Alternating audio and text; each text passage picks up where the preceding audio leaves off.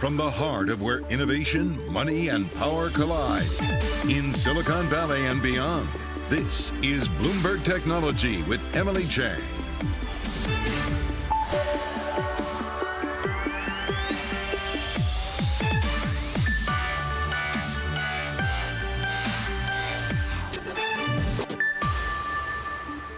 I'm Emily Chang in San Francisco, and this is Bloomberg Technology. Coming up in the next hour, early results from third party shows Amazon's latest Prime Day not much better than any other day.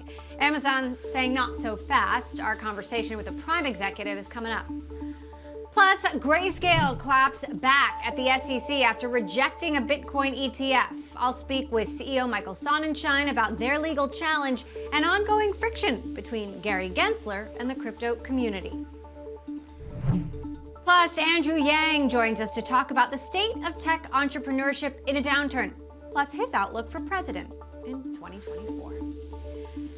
All of that in a moment, but first let's get a look at the markets. We were so close, yet so far. The NASDAQ 100 falling in the last 5 minutes of trading to carry on a horrid streak of losses. Bloomberg's Ed Ludlow has the movers, and Ed, just last minute, couldn't close the door. Yeah, they say it's the hope that kills you, right? Look, we're down 0.3% on S&P 500, just flat, down less than 0.1% on the NASDAQ 100, and that took it to 6 straight days of losses, its worst streak since February of 2021. We're bracing for a CPI print on Thursday, or inflation data for the month of September, and that will give us an indication of how much further the Fed will go with raising rates and how much more pain this market can take. Really interesting. Continuing to see selling in semiconductor stocks as well, which have really suffered amid tensions between the US and China, but also concern about slowdown for the end use cases for those semiconductors. Yields did pull back a little bit this Wednesday. Intel's been a really interesting story of the last 24 hours. A Bloomberg scoop, you see the pain it suffered over the last 6 sessions. It rose slightly on Wednesday. According to sources, Intel will lay off thousands of people. As soon as this month, we could get an announcement in areas like sales and marketing, where, according to our sources, they'll reduce headcount by around 20%. No official comment from the company, but they have earnings on October 27th. That's something we're paying close attention to. So despite the headlines, the S&P 500 falling to its lowest level since November 2020, there wasn't a lot of big movement when it came to tech. Netflix up 3%, the kind of big outperform with no news behind it. But when you look at the mega caps, they were kind of muted declines, really, nothing really pulling in either direction. And Twitter continues to basically trade sideways as we wait and see, will this deal with Elon Musk close before October 28th? In the meantime, we're at around $50 a share.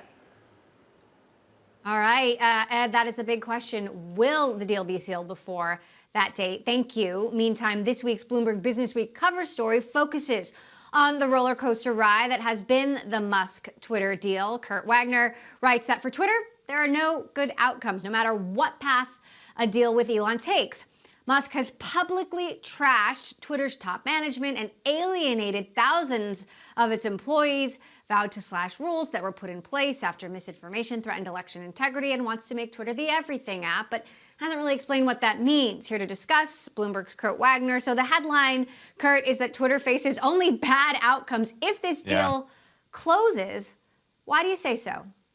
Yeah, well, remember, Emily, there's 2 options here. One, the deal falls apart and this stock that has been sort of artificially inflated is going to crash. Employees who have spent the last 6 to 9 months, just in this total state of uncertainty are going to have to pick up and pretend like, nothing ever happened. Or if things go the way Twitter wants, then they get the guy in charge who, for the last 3 months has been saying that Twitter's been lying about its user base and doesn't have the right business model and all these things, right? So it's just sort of like, it feels to me that there's not really a lot of good outcomes here. Now, I got a lot of fan mail after this story came today, Emily, for people who disagreed, that they think, the free speech vision Elon Musk keeps talking about is going to make Twitter a much better place very shortly. But, even that, I would probably argue is going to create a lot of other headaches for this platform very soon. Well, and look, Musk does have millions and millions of fans, so that's certainly not out of the question that, some folks are going to be very happy if this deal gets done. That said, you used the words very shortly there. And I'm curious, say the deal does get done before October 28th. Could Elon Musk make significant changes to the platform before the midterm elections, before November 8th? I mean, the deal is supposed to close by the 28th, right? And so to me, that means that Elon Musk would be in charge and therefore he could start making decisions around. Are they going to be able to, bring President Trump back onto Twitter within the next week? Possibly, it is possible, but how much of an impact is that going to have? I don't really know, right? But I do think that there could be changes to some of these policies. They could say, hey, all the folks who have been looking for misinformation or hate speech or voter misinformation, stand down. Don't bother. Don't do your job. And all of a sudden, we could have a very different level of content on the platform very soon. What's the latest on negotiations between the two parties? What are they actually talking about right now? Yeah, I mean, there has been some stuff that we have reported at Bloomberg that, despite the fact that both sides want the same deal price, there have been some hangups, right? Specifically that, it sounds like Elon Musk wants to reserve his right to possibly sue some of these executives once the deal closes, to go after, maybe people kind of personally as a way to say, hey, you've been misleading investors and misleading me, the potential buyer, this whole time, right? Twitter, of course, doesn't want to have that in there. They're also worried about this debt contingency that Elon had to add to, the negotiations. So I imagine at this point, both sides are trying to iron through those types of details, right? I mean, they claim they want the same price. I think the debt is for the most part locked up. And so you think okay, they're really at the end here where they're kind of going over those very minute elements of a deal. All right, Kurt Wagner, thanks for keeping us updated as always. And check out that story in the latest edition of Bloomberg Business Week. All right, coming up, just how big was this latest Prime Day or not? We're going to hear from the head of Amazon Prime next. This is Bloomberg.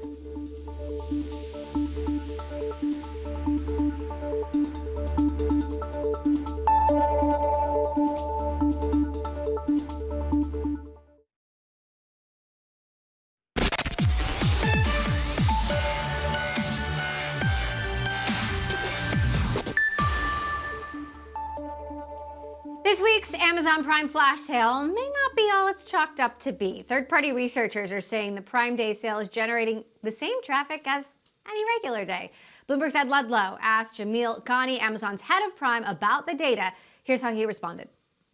I don't know if that's the accurate read. We've been really impressed with how many Prime members are showing up, how they're engaging with the event, and how they're shopping. They're shopping the entire store. Some of the favorite categories so far are electronics, toys, home, apparel, health and personal care. Top brands like Apple, Laneige, HP, Shark, and many, many others, including items off our curated top 100 list. So we've been really, really happy with the event so far. Our members can engage through midnight tonight, so I encourage them to check it out. What is Amazon tracking to do for this October window in dollar terms relative to July? Can you give us some granularity about the impacts of having a second window in the same calendar year? Yeah, we have to keep in mind that Prime Day this year was the largest Prime Day we've ever had, $1.7 billion in savings for our members around the globe. And so what we're trying to do with this event is give our Prime members yet another opportunity to save. We know that our members are always looking for savings, but no more so than now, where the macroeconomic environment has everybody trying to make the dollar stretch a little bit further. And so this is an opportunity for 48 hours for our members to get an exclusive jump on their holiday shopping. It's needs and wants across the entire store. And so far, the engagement's been really strong. So it's too early to tell, but I expect that there'll be deals throughout the event. That's something that we learned in Prime Day, that our members like top brands and they like having deals throughout the entire event. You're going to continue to see that through midnight tonight. So this window will not be as big as the July window? It's too early to tell, but we're very excited by the early engagement. And it is the kickoff to the entire holiday season. We're going to have deals and discounts throughout the entire period. Black Friday, Cyber Monday continue to be incredibly important, but we wanted to take care of our most engaged, our most important customers first. Those are our Prime members, and so this is the kickoff to the season. That is interesting, right? The idea around the pull forward in holiday spending. Can you talk to me about how that might help clear out some inventories ahead of the holiday season? Yeah, this event is not about inventory.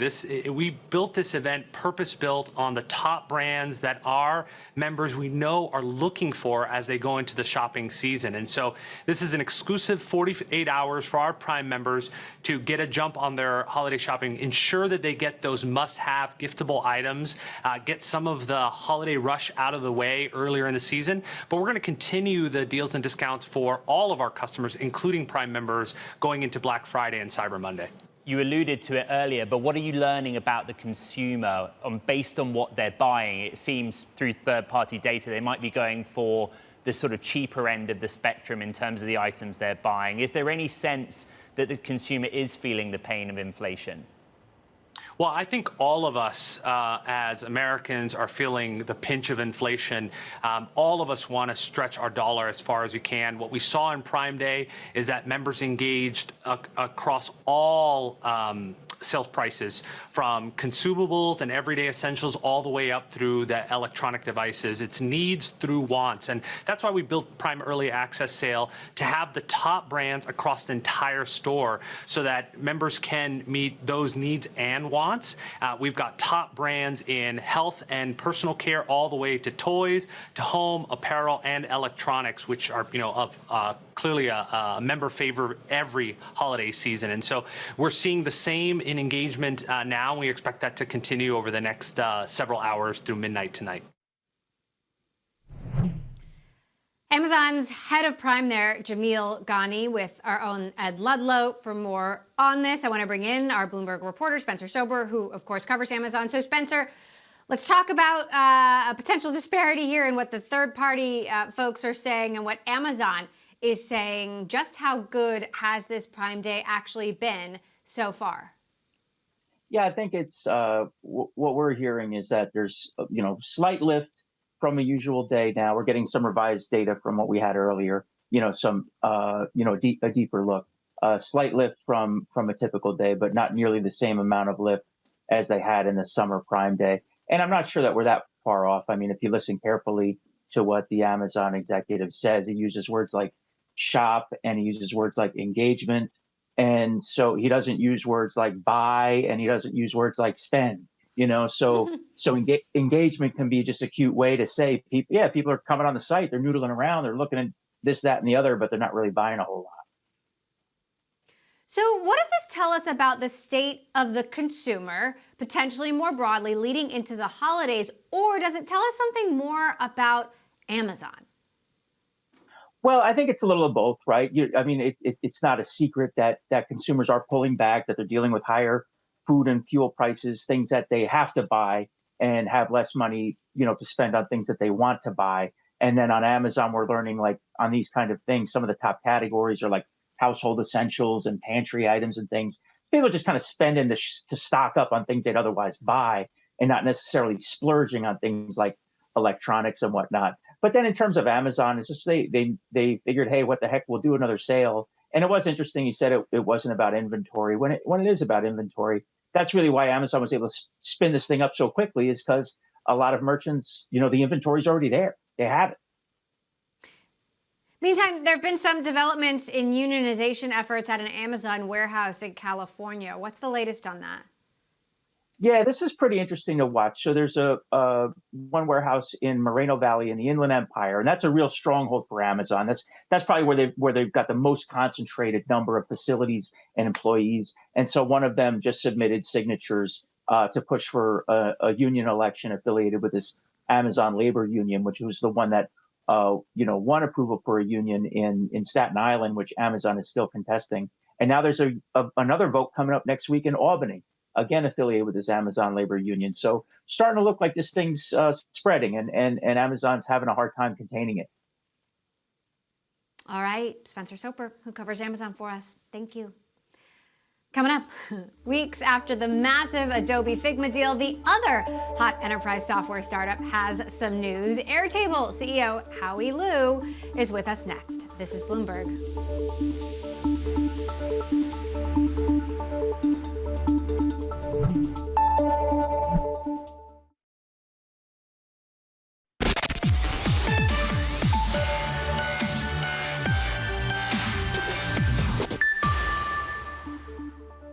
The collaboration software startup Airtable just announced its biggest launch of the year at its inaugural Airtable Leaders Forum, coming up with a new connected apps platform that'll help companies like Netflix, LinkedIn, and iHeartMedia share data, manage workflows, track product roadmaps, and more. Co-founder and CEO Howie Liu with me now for more on this. So, talk to us about the trends that you're seeing in enterprise software and why an announcement like this in your mind is important. Like, what problems does this solve?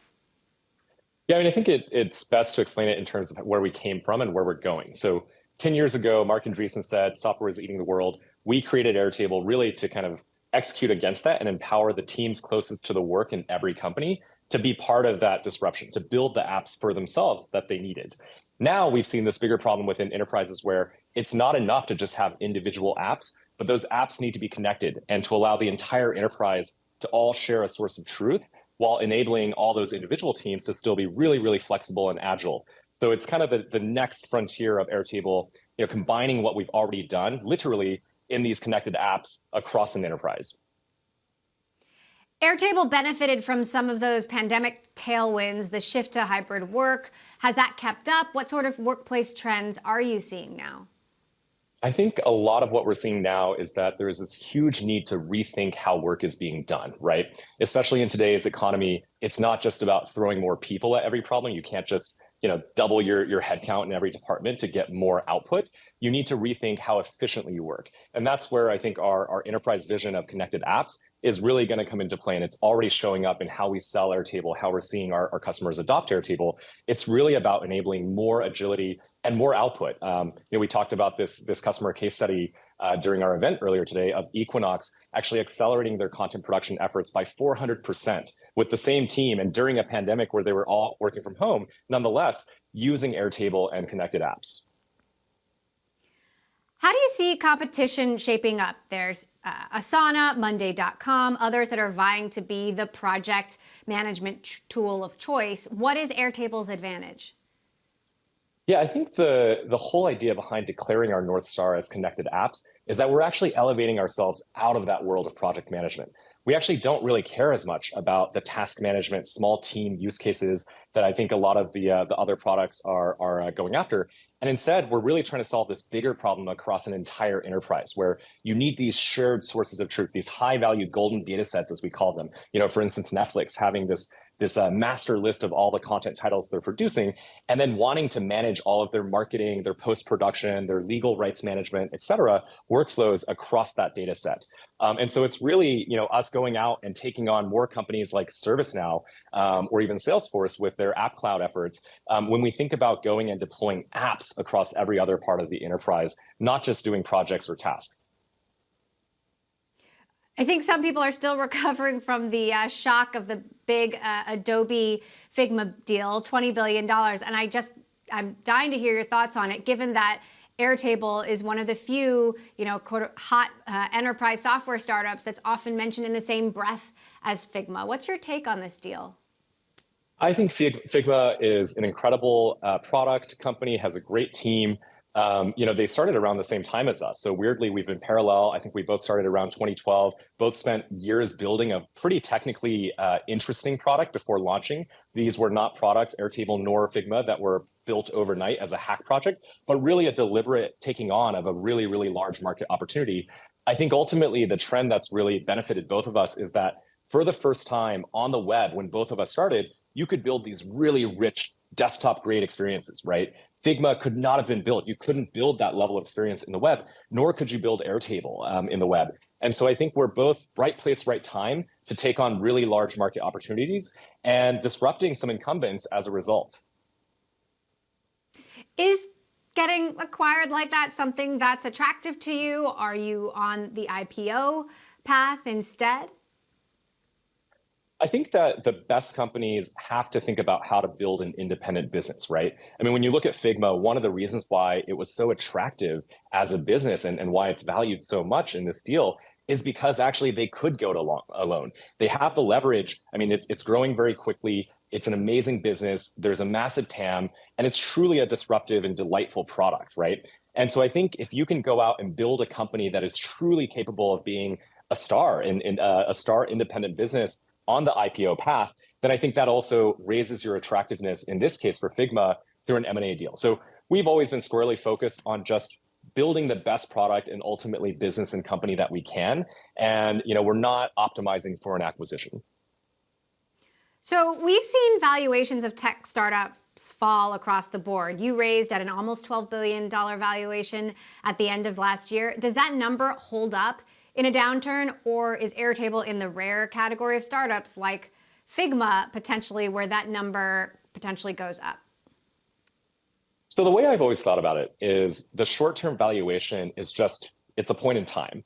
And what really matters for both us as team members working on this company, for shareholders who may consider investing in Airtable, is what is the long-term expected value of this business? And especially since we're private and we don't have a public liquid value right now, what do we think this company will be worth in 1 year, 2 years, 3 years? And especially as the operators within the business, what can we do to drive towards the best possible result? And so I think as we push into connected apps and this bigger and bigger possibility of solving a problem for enterprises at large, actually generating multi-million-dollar contracts repeatedly, and even driving up our already best-in-class net dollar retention, I think we feel very good about the clear path that we can get to building a really extraordinary business that's highly differentiated, has the unit economics to support a really premium multiple. And whether there's overall multiple compression in the public markets in the near term, I think the great businesses that ultimately go after really large TAMs and have durable growth potential can outgrow any of that compression because they just keep growing and growing. All right, interesting response there. Airtable co-founder and CEO Howie Liu, good to have you back here on the show. Thank you for stopping by. Coming up, our conversation with former presidential candidate and tech entrepreneur Andrew Yang. His outlook on how startups and ventures survive in a downturn, crypto, tech regulation, and more. Coming up next. And later in the show, Grayscale's Michael Sonnenschein joins us to talk about the company's legal challenge with the SEC over a $12 billion ETF. This is Bloomberg.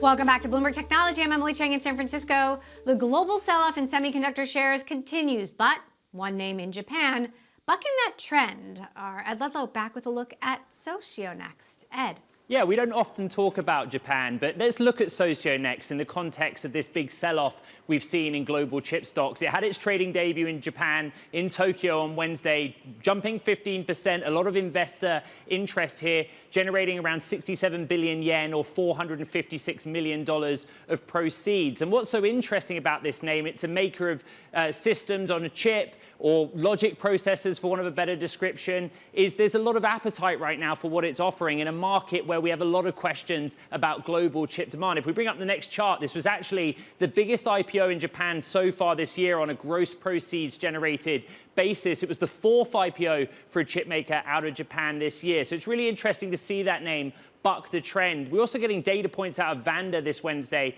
that actually see retail investors taking a keen interest in the chip space, even if we see institutional money kind of sitting on the sidelines or pulling out because we have concerns about a global slowdown. And speaking about those concerns, we look at this terminal chart. Investors are really pulling back earnings expectations for the chip sector. We've had bad news from a broad range of names. We're concerned about a slowdown in demand for consumer electronics, for memory chips in particular, and the PC market. That scoop overnight from Bloomberg that Intel, according to sources, is going to cut thousands of jobs because of the PC slowdown. Well, this is the result, the market pulling back its expectations. But one name in Japan, Socionext, as we said, bucking that trend. All right, Ed, thank you. A name we don't normally hear about. Appreciate it. I want to zoom out now of chip stocks and get back to the broader macro environment with rising inflation and a falling market, the state of valuations and venture capital and startup innovation, all top of mind at the Greenwich Economic Forum that is underway right now. Our next guest, entrepreneur and former presidential candidate Andrew Yang, joins us from there now. So, Andrew, obviously so much talk about what is going to happen with this economy. Are we or are we not going into a recession? Given your Venture for America background, I'm curious what your outlook is if you are an entrepreneur trying to get started in a downturn. Well, if you look at the track record of high growth companies, Emily, and you know this full well, most of the really meaningful companies get started in a downturn like this one for a host of reasons. The fact is that an enterprise that succeeds in this time is going to be poised to really mushroom as soon as the climate starts turning more positive. So I do think that this is going to be a very, very tough time, but guaranteed we're going to see tons of meaningful firms come out of this period. What's your sense of how this tough time will compare to, let's say, the financial crisis or even the dot-com bust? Is there something different about it? No, I think we have a ways to go on the downslope myself. I mean, we can all see very clearly that the Fed is going to be jacking up interest rates for the foreseeable. And there are a lot of valuations that don't make as much sense in that environment. So we're going to all find out together how this compares to some of the tough times of the past. But I certainly think that folks should try and keep some powder dry, make sure that you have enough cash to make it through for a little bit longer than you might hope. San Francisco is one city that's having a tough time recovering from the pandemic, and now there's this downturn. You've got companies going remote. You've got companies moving to Austin or Miami. Do you think the center of innovation, the fundamental center of gravity, is actually going to shift and become more distributed, or is it too early to say that? No, you and I both have friends who have decamped to Austin or Miami. And I'm a big believer that innovation and growth will follow wherever the talent goes. So if you have people who have permanently settled in Austin, I think you're going to see a permanent shift, truly. Now, the Bay Area, in my view, still has the highest concentration of tech talent. So it's still going to be the envy of many other cities. But I do think we're in a permanently different time where talent is going to be more distributed. And because of that, you're going to see capital be more distributed and growth companies come out of places where they might not have otherwise. Congress has been trying to rein in big tech, and big tech has retaliated by spending a ton of money to kill one of the most aggressive oversight bills in years. What's your thought on whether that bill potentially needs to be revived and whether strong regulation is really needed? Oh, it's interesting, Emily. The political climate has changed such that tech now is a bit of a punching bag for both parties. And I'm of the belief that there have been some excesses that regulation would be appropriate for. And a lot is going to hinge upon what the political climate is after these midterms. Right now, the Senate is a toss-up by most accounts. Republicans are slightly favored in the House. And I think that might change the prospects of some of the bills that we're talking about. You've been very vocal about data collection. You launched the data dividend products to help Americans take control of your data. How are you feeling about how tech companies are handling that data right now, and especially going into an election? It's fascinating, Emily. As you know, I championed the CPRA and data privacy regulations in California, where you are. And because California has now set a higher bar, national legislation is increasingly likely and on the table, in part because tech companies wanted to supplant and replace the rules in California. Our data is being used not to our benefit. It's a $200 billion plus a year industry. It's eroding our democracy, our kids' mental health. So I'm someone who thinks that we should own our data and not only have it used more to our benefit, but if there is going to be market value gained, we should join in that benefit. So that's where I'd like the national approach to go. Europe has new rules that are coming online in 2024, which is right around the corner. And I think that's going to increase pressure on the states to have a more modernized approach. You've been branching out into crypto and Web3, and I'm curious what role or how much of a role you think crypto will play in fundraising going into 2024, and if you think Democrats or Republicans have more of an advantage. No, I think the single biggest donor in the last cycle was Sam Bankman-Fried, who you all probably know well. So Web3, in my view, is going to be a very fascinating political force to be reckoned with. Right now, they're concerned, obviously, largely with the regulation of crypto itself.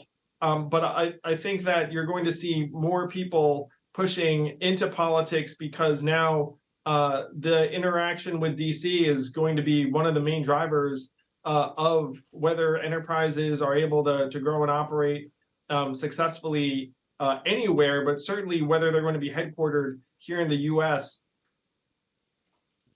You also launched Lobby 3 earlier this year. I'm so curious, how many people have bought into the tokens, and what positions is Lobby 3 going to be advocating for? Yeah, Lobby 3 has been a great, energized community of people that want to push for common sense regulation out of DC that is intelligent and sophisticated and doesn't try and throw different types of assets together, that has one regulator instead of kind of a hodgepodge. And it's been awesome getting to know people who want the best things for creators and entrepreneurs in the space. Anytime I go to a Web3 gathering, there's some folks who are part of the Lobby 3 community, and it's been a lot of fun. As a former presidential candidate and the co-chair now of the Forward Party, I'd love to see into your crystal ball. Do you think a Biden-Trump face-off in 2024, is that inevitable? It's the most likely matchup right now, Emily. The odds are that Trump declares at the end of this year after the midterms, and then Biden declares either Q1 or Q2 of next year. I will say that those two candidates will have a combined age of 159 in 2024, and 58% of Americans are not excited about either of them. So the question is whether a unity ticket or some independent effort arises, and a group called No Labels has very publicly invested $53 million in ballot access for a potential unity ticket. I think there's going to be a lot of enthusiasm for some alternative after people face the reality that it is a rematch in 2024 between Trump and Biden. So let's say Biden doesn't run. Do you think the Democrats have a strong enough bench? Who's on that bench? Would you consider running again? Well, I think Joe Biden likely declares because he feels he's the only one who can defeat Donald Trump, because he did it once. And you can't argue with the fact that he did defeat Trump once. But it's also tough to slot in another Democrat who you have the same confidence in necessarily, if you're Joe or even if you're anyone, because right now it's unclear who the Democratic nominee would be. I think that's one reason why Joe's going to run again, honestly. So how are you going to spend the next couple of years if you're not running again? You know, where are we going to see you place your energy and efforts and priorities given a very critical election coming up? So the Forward Party has endorsed a number of candidates around the country, including a U.S. Senate candidate named Evan McMullin, whom I'm going out to campaign in Utah for this weekend. We think we need to change the underlying incentives for our lawmakers and leaders by doing away with closed party primaries and replacing them with primaries where anyone can vote for anyone through something called ranked choice voting. If there's one thing you remember from this interview out there, if you're generally not that into politics, ranked choice voting is the way out of this mess. It's a way that anyone can vote for anyone with no spoiler effect, and it rewards more moderate, reasonable, collaborative candidates who actually come through for 51% of voters. So I'm going to be trying to make ranked choice voting the law in as many places as possible. And I'm happy to say it's spreading around the country. All right. Andrew Yang, always great to have you with us. Entrepreneur, obviously a former presidential candidate, co-chair of the Forward Party. Thank you, Andrew, for stopping by. Coming up, the latest salvo comes from Grayscale versus the SEC. Grayscale CEO joining us next to talk about the case for a Bitcoin ETF. This is Bloomberg.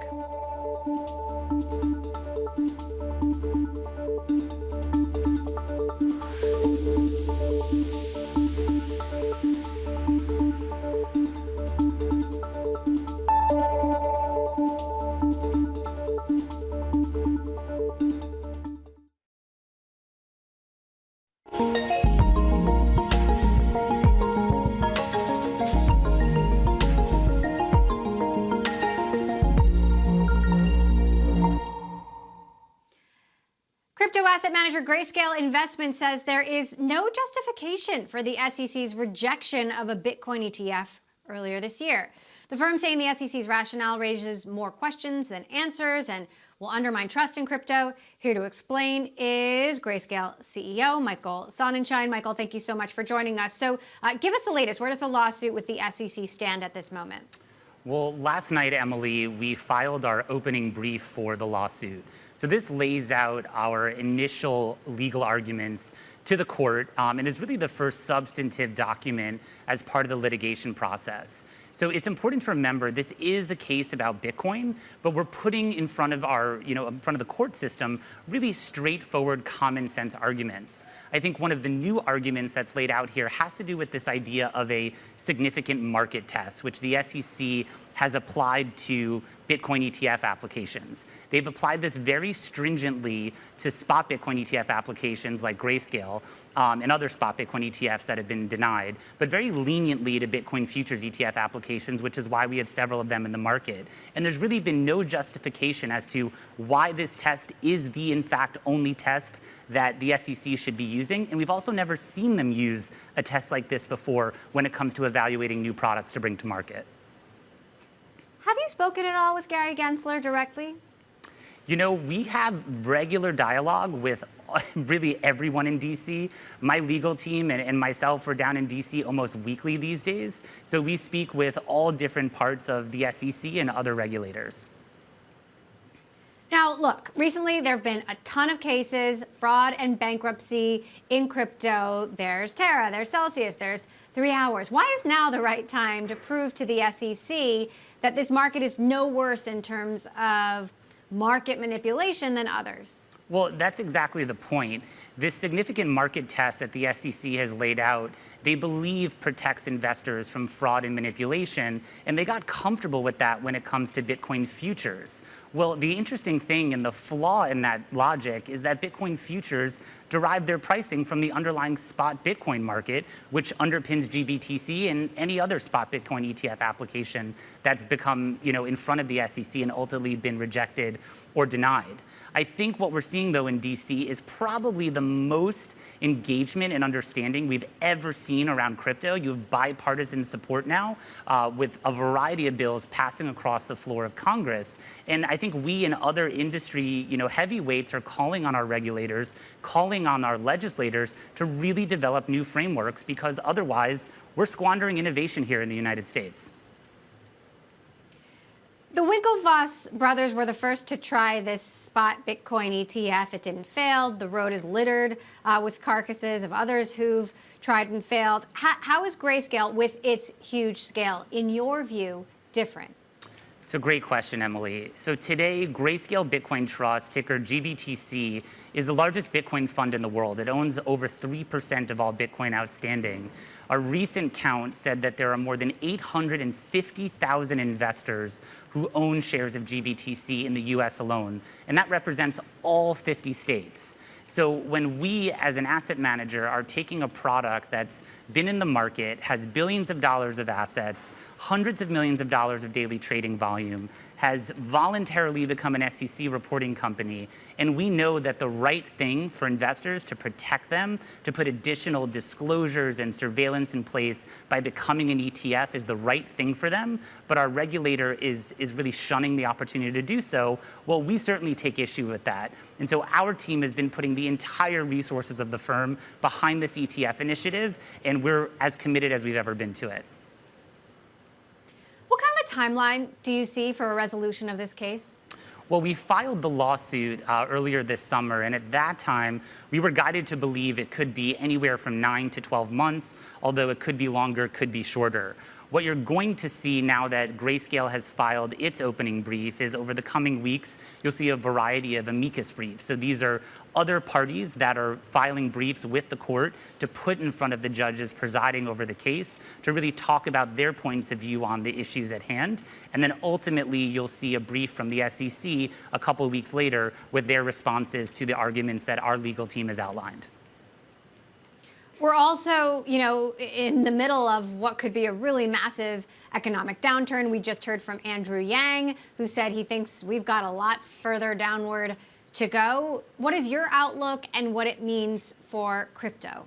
We're certainly in a crypto winter, and a crypto winter is characterized now by sustained lower prices. We're seeing from the investment community, though, that the lower prices are not causing them to shy away from the asset class. In fact, we're actually seeing investors continue to diversify. So a lot of investors now kind of have that core position in Bitcoin, core position in Ethereum, or both, and they're now looking at other opportunities. And one of them is actually infrastructure. Just last week, our team launched a totally new offering, Grayscale Digital Infrastructure Opportunities LLC, which is an operating company that investors can put capital to work in that's actually buying Bitcoin mining hardware, plugging it into the network, and distributing that value back out to shareholders. So for a lot of investors, they've had that token exposure now, and now it's time that they think about the underlying infrastructure that secures the network. And so there's a lot of opportunity and a lot of activity going on despite the sustained lower pricing environment we find ourselves in. Speaking of the underlying infrastructure, the Ethereum merge ended up being kind of a non-event. What do you think the next big event is going to be, that will, catalyze changes in potentially blockchain technology? Emily, respectfully, as someone who's been in crypto for 9 years, it actually was a big event because this was a question mark hanging over Ethereum for a long time.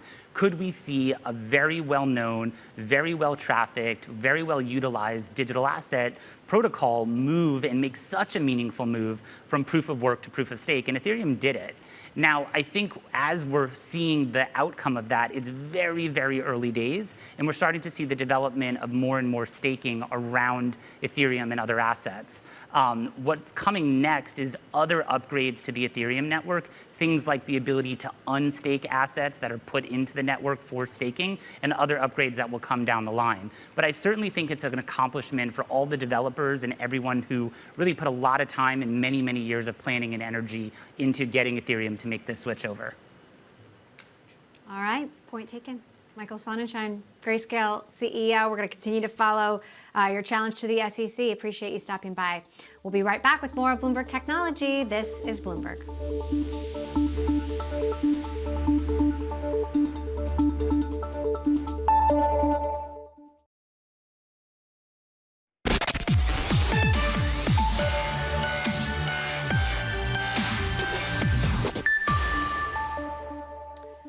Apple is withholding its latest employee benefits from staff at its only unionized retail store. The reason given, the store needs to negotiate the perks with Apple via their collective bargaining arrangement. But excluding unionized stores from new benefits, not a new trend. Starbucks also rolled out a series of new perks at non-union stores, including raises and student debt coaching, while saying that it can't legally provide them unilaterally to sites with union activity. SpaceX plans to announce 2 new space tourists slated to fly on the Starship rocket. Dennis Tito, the world's first ever space tourist in 2001, and his wife. The couple paid an undisclosed amount to fly around the moon on Starship once the vehicle is complete.